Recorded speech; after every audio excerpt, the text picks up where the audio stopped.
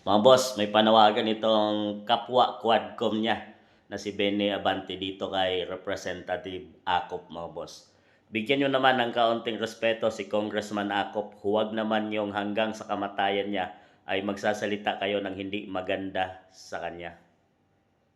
Yun mga boss, siguro nabasa at nakita na rin ni Benny Abante ang mga emojis at mga pangit na messages ng taong bayan tungkol dito kay Akop, mga boss, no, na kadalasan doon, mga boss, ay sinasabing karma at dapat sa kanya yon. Kadalasan doon ay mga laughing emojis, mga boss, at talagang walang nagsisimpatiya sa kanya kahit nga sa hanggang kanyang kamatayan, mga boss.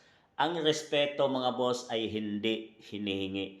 Yun ay kusang ibinibigay ng taong bayan, mga boss.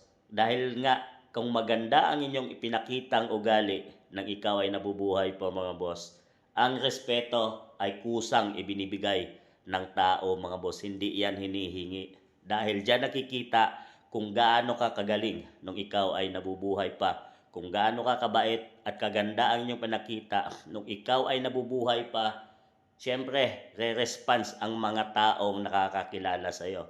Pero sa taong bayan ay nakilala itong si Representative Acop bilang matindi sa kanilang Quadcom Committee. Mga boss, siya ang batas at marami siyang pinasight in contempt ng mga general po, mga boss, mga sinasabing kakampi ng mga Duterte's allies. So, dito siya sumikat, mga boss, nung siya ay naging committee pa.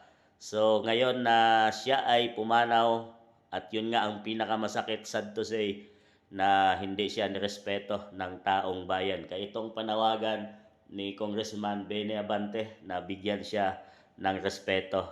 Yung mga boss, talagang ganon ang buhay. Kaya nga ikaw, kung ikaw ay habang nabubuhay pa, gumagawa ka ng kabutihan dahil ang respeto ay hindi hinihingi, ay kusang ibinibigay ng taong nakakakilala sa iyo. At dito, marami din ang pumuna sa post na ito ni Abante, mga boss, na sinasabing susunod ka na rin sa mangyayari kay Representative Acop dahil hindi rin karespeto ang kanyang pinakita ngayon, mga boss, lalo na dito sa Quadcom or Tuwadcom Committee na sinasabi ng taong bayan. Sila ang nagiging batas dito at silang hari. Hari talaga sila pagdating dito sa investigation na ginagawa nila, mga boss. Ito man ay hindi to nanalo, mga boss.